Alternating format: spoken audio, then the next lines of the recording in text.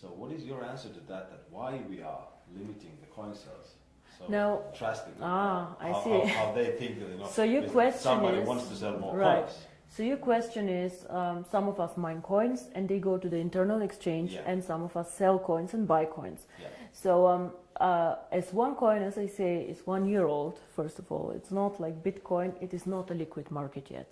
So it means that there might be a day where we have a huge demand for coin sales or a huge demand for coin buying.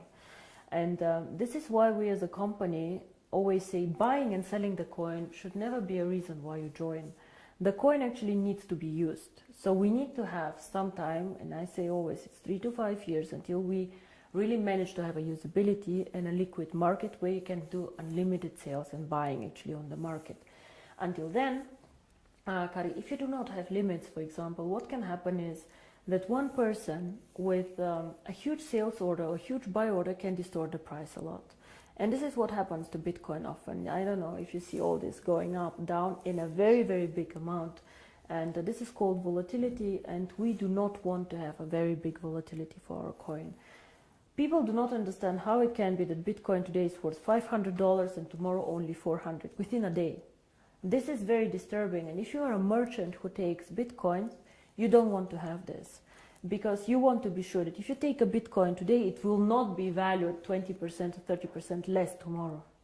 Of course, you're very happy if it's valued 30% more, but it goes both sides. Absolutely, yeah. So cryptocurrency is one of the riskiest assets actually out there. High volatility, low liquidity on the markets. So for us to achieve a high liquidity, we need to work first on the value creation of the coin, on the liquidity, and it will take time. So all these people, why we have created this exchange? We have created it so people can learn to trade it, but it's not a self, the idea is not just that we go buy and sell the coin there, but we wait for the usability of the coin. This coin is very, very young. We have so much way to go, but we have created miracles already. So I'm looking very, very positive into the future. But remember, the internal exchange is demand and supply. So you have to find somebody who wants to sell coins to buy, and the other way around. So the company itself is not obliged to buy back your coins or to sell your coins. If I don't have coins, I cannot sell them. Yeah? And as a company, we do not buy back the coins. So it's always you selling your coins to somebody else or somebody else buying from you. Don't forget also a bit the time differences. When China sleeps, you're awake, and so on. So sometimes, as I said, the market is not liquid and not efficient yet. And then the other question is, which relate to that, is that how is the value created? Now, there are two questions I think inside here. First is what is the value of cryptocurrency, and the second is how do we determine today if one coin is valued €1, €2, or €5? Yes. So we have a concept which is called mining difficulty. And there are calculators out there on the internet for Bitcoin. Everybody can Google them. You just Google Bitcoin mining difficulty calculator and you see how this is calculated. It's a very, very simple thing. You calculate, one is electricity costs for the mining, and the second is computer power. So to mine a coin, you need obviously a computer to do some calculations and electricity to get the computer running. So depending on these two things, the mining difficulty grows or goes down. It goes both ways. It can go up, it can go down. The more miner join, however, the more people who want to mine, the higher the mining difficulty goes, because more of them are in the pools. And this is, of course, what happens to OneCoin. So you can simulate this with these calculators. It's nothing that OneCoin invented.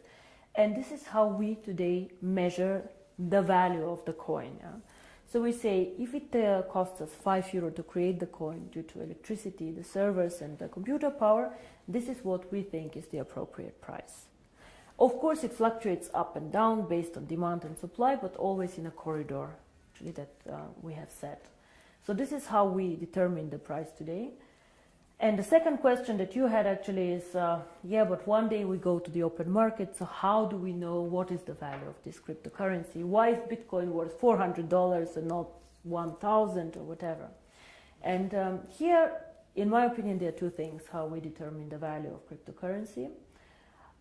Cryptocurrency is not backed up by anything. We know this. So it's actually worthless. So it's not backed up by gold. It's not backed up by any other asset. OneCoin is not backed up, yeah? Bitcoin is not backed up. But there's still value inside, and I tell you why. One is, first of all, the brand. Bitcoin currently have a very strong brand. Everybody knows them, they were the first one. Of course, there are always good and bad things about the brand, but they are very well known. Milka Chocolate is a very well-known brand. Procter & Gamble are a very, very strong brand. So the more people joining OneCoin and the more people speaking about OneCoin, the stronger our brand becomes. And this, I think, is something that makes us really a family, because if you go in the network marketing approach and go and sell shampoo, it does not make you stronger if somebody on a sideline sells shampoo. Only your downline makes you happy. But here, if another team makes OneCoin popular out there, this makes also your coin stronger and your team stronger. And this is something very, very special about OneCoin, I think. Also the brand. And we have currently about 2 million paid members. In the database, we have over 10 million people who know about OneCoin.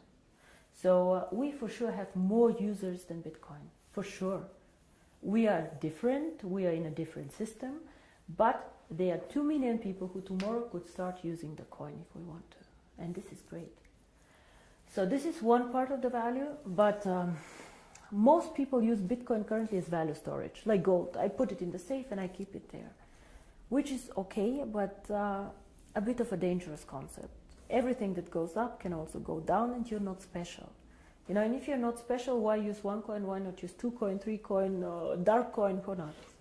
So we are probably one of, or probably the only company who focuses so much on usability of cryptocurrency.